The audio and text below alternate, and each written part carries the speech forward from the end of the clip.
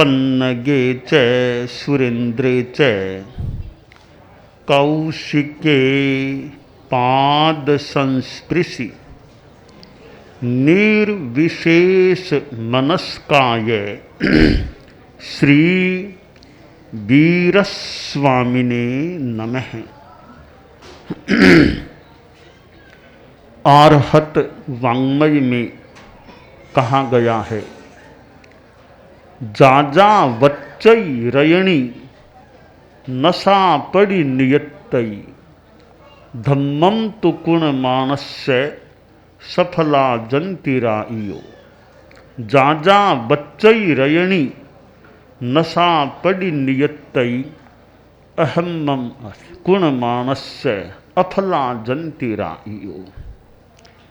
हमारी सृष्टि का यह नियम है, व्यवस्था क्रम है।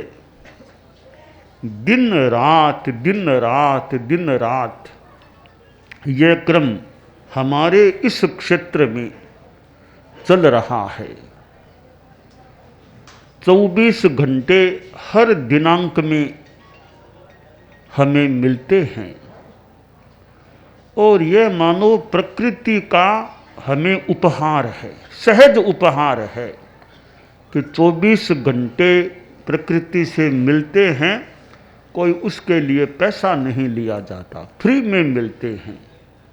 और बहुत बड़ा उपहार है यह कि रोज 24 घंटे मिलते हैं। किसी बड़े आदमी का 1 घंटा कोई किसी को मिल जाए, कोई सामान्य बात थोड़ा ये 1 घंटा कोई किसी को दे दे, बड़ा आदमी कोई हो। तो प्रकृति तो लुटा रही है कि समझ लो लो 24 घंटे हर दिनांक में मिलते हैं। जैसे बादल है, मेघ बरसता है, तो बादल ये नहीं कहता इतना पैसा लूंगा, इतना बरसूंगा, इतना पैसा लूंगा। बरसता है, कोई पैसे की बात नहीं। मानो प्रकृति आदमी को पानी भी देती है। ये धूप है। अब धूप सर्दी में कितनी सुहावनी लगती है। सवेरे सवेरे बहुत ज़्यादा सर्दी हो तो सूर्योदय के बाद 1-2 घंटा तक वो धूप लगती है शरीर को, सर्दी कम हो जाती है। धूप बहुत सुहावनी, शरीर को गमती है, अच्छी लगती है। पर यह धूप भी हमें प्रकृति से मानो सहजतया मिल रही है। कपड़े खरीदने हों तो पैसा चाहिए भी कपड़े खरीदने, पर धूप को कोई खरीदने की ज़रूरत नहीं, पैसा लगाने की ज़रूरत नहीं। सहजतया सृष्टि के द्वारा यह प्रदान की जाती है। तो हमारी यह सृष्टि है, प्रकृति है, एक दृष्टि से देखें कितनी अच्छी है, कितनी उपकारक है कि प्राणियों को कितना सहारा, कितना सहयोग प्रकृति से प्राप्त होता है। ये कई चीज़ें तो हमारे सामने प्रत्यक्ष हैं, दिख रही है कि धूप मिलती है, पानी वर्षा प्राप्त होती है, टाइम हमें मिलता है। ये तो हमारे लिए बहुत ज्ञात हैं, स्पष्ट हैं। थोड़ा सा मनन करें तो अच्छी बात समझ में आ सकती है।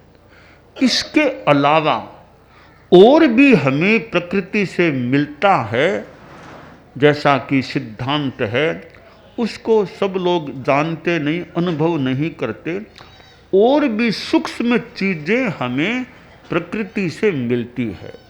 अब ये श्वास हम लेते हैं, हवा हमें प्रकृति से किस प्रकार, यह भी हमारे लिए मान लें ज्ञात है। जो थोड़ी कम ज्ञात हो सकती है वे हैं कि धर्मास्तिकाय नाम का तत्व है प्रकृति में, सृष्टि में। उसके द्वारा हमें गति में सहायता मिलती है। आप चलना चाहते हैं, हम चलना चाहते हैं, हम ऐसे ही नहीं चलते हैं। हम तो नॉर्मल उठे चले, हम चल रहे हैं, हम चल रहे हैं, यह सामान्य बात है। पर हमारे चलने के पीछे पृष्ठभूमि में किसका सहयोग है, उसका सहयोग है, तब चल पा रहे हैं। वह सहयोग दाता तत्व है धर्मास्तिकाय। जैन दर्शन में 6 द्रव्यों में पहला द्रव्य है धर्मास्तिकाय। वह अमूर्त है।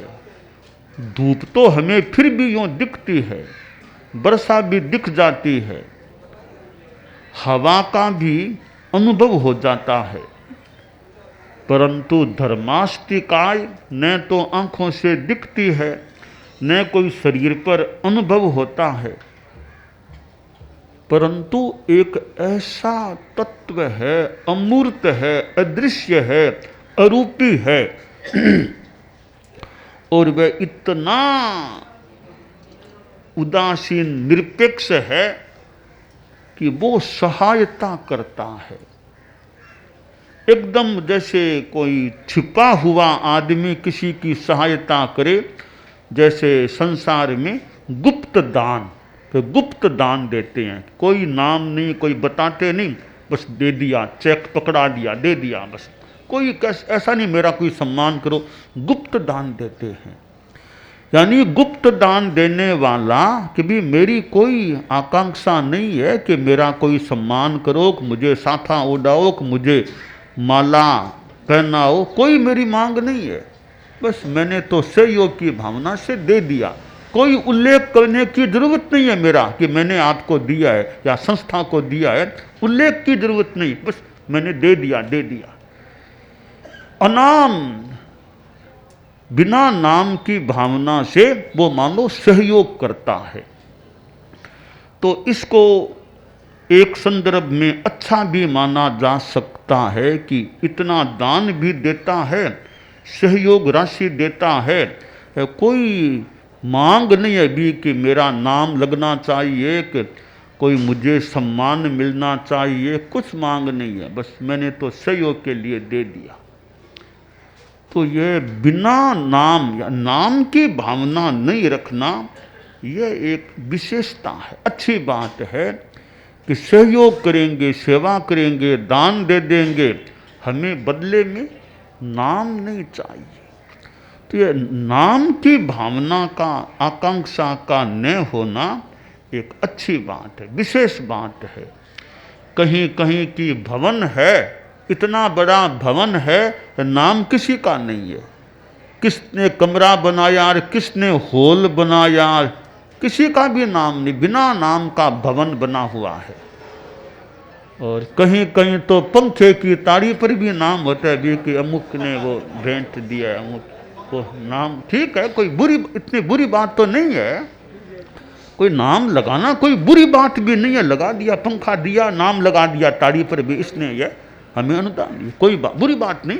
विशेष बात है भी नाम की भावना न होना, कोई आकांक्षा नहीं है हमारे। कहीं कहीं होता है, संभवतः है कि मकान बना हुआ है, कोई कमरे पर नाम नहीं, किसने बनवाया, किसने किया, बस बना हुआ है। कहीं कोई बोर्ड पर भले कोई थोड़ा बहुत नाम सूची हो, कमरे आदि पर नाम नहीं। तो ऐसे वो कमरों आदि पर नाम न होना भी एक विशेष बात हो सकती है। यह तो मनुष्यों की बात है कि नाम नहीं है। अब हम देखें सृष्टि के संदर्भ में, यह धर्मास्तिकाय है। यह धर्मास्तिकाय जितना सहयोग करती है, इतना बड़ा सहयोग करती है, पर धर्मास्तिकाय की ओर से कोई मांग नहीं कि मेरा नाम होना चाहिए कि मैं कितनों का सहयोग करती हूँ, कोई मांग नहीं। धर्मास्तिकाय का गति में सहयोग है। हम कल्पना करें, ऐसा संभवतः कभी होता नहीं, होगा नहीं, हम कल्पना कर लें, अगर धर्मास्तिकाय सहयोग देना बंद कर दे तो सारी सृष्टि ठहर जाए, कोई यात्रा नहीं कर सकता, आधा कदम एक कदम चल नहीं सकता, हाथ भी कोई हिला नहीं सकता, सब है वहीं ठहर जाएंगे। अगर धर्मास्तिकाय सहयोग देना बंद कर दे तो ये कई बार के हड़ताल, उनकी हड़ताल, उनकी हड़ताल वो आती है कभी कभी का, आज उन्होंने हड़ताल कर दी, आज काम पर नहीं जाएंगे, ऐसे हम, ऐसा कभी होगा नहीं, होता नहीं। कल्पना करो धर्मास्थी का ये कभी हड़ताल कर दे तो फिर पता चलेगी जगत में क्या हो जाता है। तो धर्मास्थी का कभी हड़ताल नहीं करती है, कभी काम बंद नहीं करती है, सहज भाव से उसका सहयोग तैयार है। कोई भी लेना चाहो तो उसका सहयोग तैयार है, हमेशा तैयार है। तो हमारी ये सृष्टि है, इसमें बहुत व्यवस्थाएं बनी हुई है कि तब ये हमारा काम, जीवन, जगत सब चल रहा है। तो धर्मास्तिकाय का गति में सहयोग है, तो अधर्मास्तिकाय का भी पूरा सहयोग है स्थिति में। कहीं ठहरना है तो अधर्मास्तिकाय का सहयोग चाहिए, उसके बिना आदमी ठहर नहीं सकता। जैसे एक मछली है, अब मछली जल में गति करती है तो पानी है तो गति कर सकती है।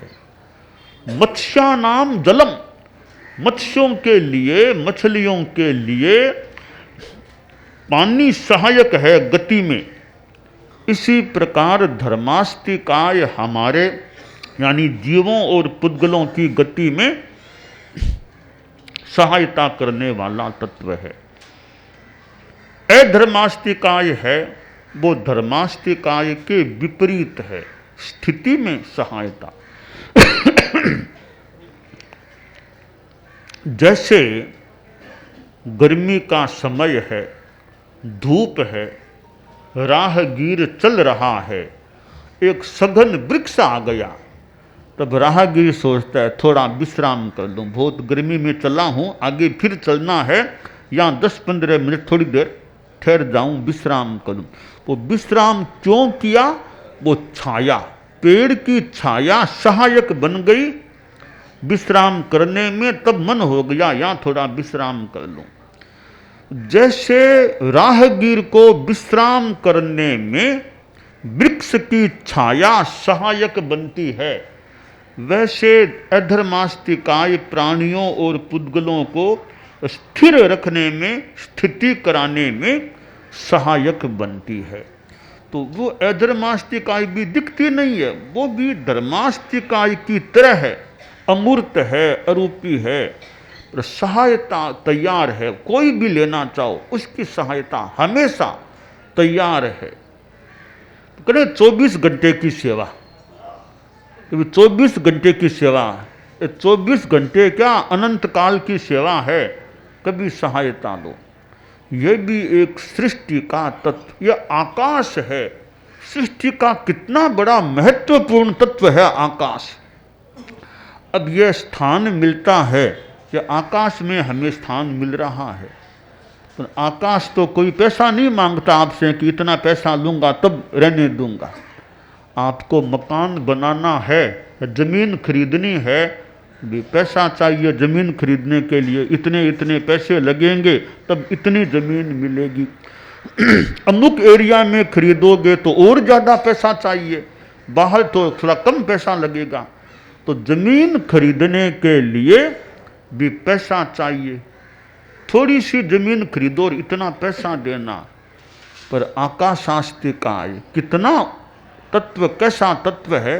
कोई स्थान लो, कोई बैठ गया, कोई चलता है, आकाश, यह सारा आकाश ही है, ये भी आकाश ही है। कोई बैठो खड़ा रहो, आकाश कभी पैसा नहीं मांगता, कुछ किराया कुछ नहीं मांगता है। कितनी बड़ी सेवा यह आकाशास्तिकाय की हमें प्राप्त हो रही है। अब ये पुद्गल हैं, पुद्गलास्तिकाय 6 द्रव्यों में एक पुद्गलास्तिकाय मूर्त है, बाकी सब अमूर्त हैं। तो पुद्गल कितने काम आते हैं। यह मकान है, वो पुद्गलास्तिकाय का एक अंश है। हम खाते हैं, पीते, सब पुद्गलास्तिकाय है। तो पुद्गल का भी कितना हम पर उपकार है। यानी धर्मास्तिकाय दूसरों पर कितना उपकार करती है, अधर्मास्तिकाय, आकाशास्तिकाय। तो एक प्रश्न हुआ कि 6 द्रव्यों में एक है जीवास्तिकाय, जीव प्राणी, तो ये क्या उपकार करते हैं? और तो द्रव्य उपकार करते हैं, काल भी समय हमें काल से मिलता है, तो जीवास्तिका ये मनुष्य आदि आदि जीव हैं, ये क्या उपकार करते हैं, ये क्या सेवा देते हैं? तो बताया गया कि ये जीवास्तिकाय है परस्परोपग्रहो जीवानाम, कि जीवास्तिकाय भी उपकार करती है। ये किस पर? ये एक दूसरे पर उपकार करती है, एक दूसरे का सहयोग करती है। जैसे मनुष्य हैं तो मनुष्य मनुष्य एक दूसरे का सहयोग करते हैं। कोई बीमार है, अब डॉक्टर साहब आके देख रहे हैं, चिकित्सा कर रहे हैं, या हॉस्पिटल में डॉक्टर साहब देख रहे हैं, तो वे भी मनुष्य, बीमार भी मनुष्य, तो वो मनुष्य दूसरे मनुष्य की सेवा, मनुष्य ही नहीं पशु चिकित्सक हैं, वे पशुओं की भी चिकित्सा करते हैं तो मनुष्य। पशु बीमार हो गया, दुर्घटना कोई ग्रस्त हो गया, कुछ हो गया, तो पशु चिकित्सक उन पशुओं की सेवा करता है। गायें हैं गौशाला में, वो पशु हैं, तो आदमी उनकी भी सेवा करते हैं, और उधर पशु भी आदमी की सेवा करते हैं, पशु भी सहयोग करते हैं। अब गाय है, अब मनुष्यों को गाय से भी दूध आदि चीजें मिलती है, तो पशु मनुष्यों का सहयोग करते हैं। कुत्ता है, वो घर की रुखाली करने में भी वो कुत्ता सुरक्षा में अपनी सेवा देता है। बड़े बड़े राजनेता आते हैं तो वो बड़े बड़े कुत्ते आते हैं सुरक्षा के हिसाब से काम करने के लिए, तो कुत्ते सुरक्षा में कितना अपना सहयोग, तो यानी जीव जीव का सहयोग करते हैं। तो परस्परोपग्रहो जीवानाम, यह जैन दर्शन के, जैन धर्म के ग्रंथ का सूत्र है, उमा स्वाति का तत्वार्थ सूत्र में है कि परस्परोपग्रहो जीवानाम, जीवों का परस्पर एक दूसरे पर उपकार होता है। अब मालिक और नौकर है, तो मालिक नौकर की व्यवस्था करता है, उसको वेतन देता है, उसकी जो भी जीविका संबंधी सहयोग करता है। नौकर मालिक की सेवा करता है। उद्योगपति है, कितने कर्मचारी फैक्ट्री आदि में हैं, तो उनको जीविका मिलती है। एक उद्योगपति कितने कर्मचारियों, सैकड़ों कितने कर्मचारियों को उनके परिवार की जीविका चलाने में सहयोग करता है, वेतन देता है, तो कर्मचारी काम करके अपना योगदान देते हैं। यूँ परस्पर सहयोग है। शिक्षक और विद्यार्थी, शिक्षक विद्यार्थी को पढ़ाता है, ज्ञान देता है, और विद्यार्थी उसके बदले में दान दक्षिणा मान लो शिक्षक को दी जाती है, कुछ सेवा भी कर ले विद्यार्थी। तो ये जीवों के परस्पर सहयोग की बात है। तो आदमी यह सोचे कि मुझे दूसरों का सहयोग लेना तो होता है, बिना सहयोग लिए तो काम चलना मुश्किल है। तो मैं सहयोग देता कितना हूँ, मैं क्या सहयोग देता हूँ, मैं जो सेवा कर सकूँ। आध्यात्मिक धार्मिक हमारे संत लोग हैं, वे आध्यात्मिक धार्मिक सेवा ठीक है भाई, और तो गृहस्थों के घरों आदि में जाते हैं, भिक्षा आदि मिलती है गृहस्थों आदि से, तो साधु वापिस साधु सेवा न भी दे तो उनका त्याग है, संयम है, तो एक तरह से साधु भिक्षा मांगने का अधिकारी है। अधिकारी क्यों? उन्होंने त्याग कर दिया, अपने घर परिवार सबको त्याग दिया, तो साधु भिक्षा मांगने का अधिकारी है।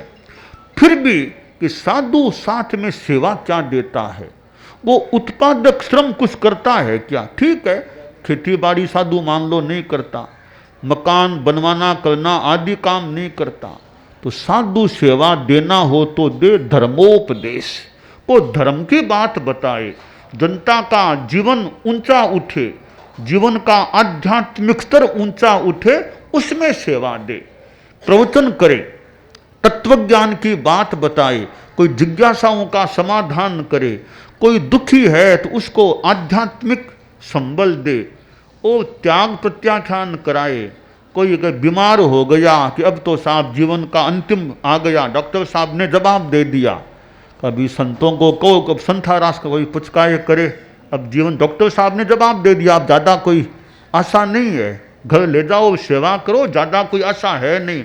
आशा नहीं तो भी कोई साधु संत आ जाए तो मुझे धर्म ज्ञान सुना दे रे, मेरी नैया को पार लगाने का प्रयास करो। तो उस समय साधु लोग गांव में आसपास हैं तो गए, उसको धार्मिक सुनाया, बताया, उसकी भावना तो संदेखना संथारा करा दिया, उसकी आत्मा का उद्धार हो। तो साधु यह सेवा कर सकता है। धार्मिक सेवा करना वो साधु के हिस्से में, साधु के प्रोटोकॉल के अनुरूप, साधु की चर्या के अनुरूप है। और गांवों में गए, किसी को नशे का त्याग कराया, किसी को चोरी का त्याग कराया, किसी उनका जीवन आत्मा अच्छी बनी। तो साधु भी जो उचित हो वो सेवा करे, सेवा दे। तो ये सेवा धर्म है, सेवा धर्म है परम गहनो योगिनामप्य गम्य है। योगियों के लिए भी अगम्य सेवा धर्म, बहुत बड़ा धर्म है सेवा धर्म। आध्यात्मिक सेवा का धर्म वो आत्म कल्याण की दृष्टि से भी महत्वपूर्ण होता है। तो हम अपने जीवन में आध्यात्मिक धार्मिक जो सेवा दूसरों को दे सकें, जितना उचित हो वो हमें देने का प्रयास करना चाहिए।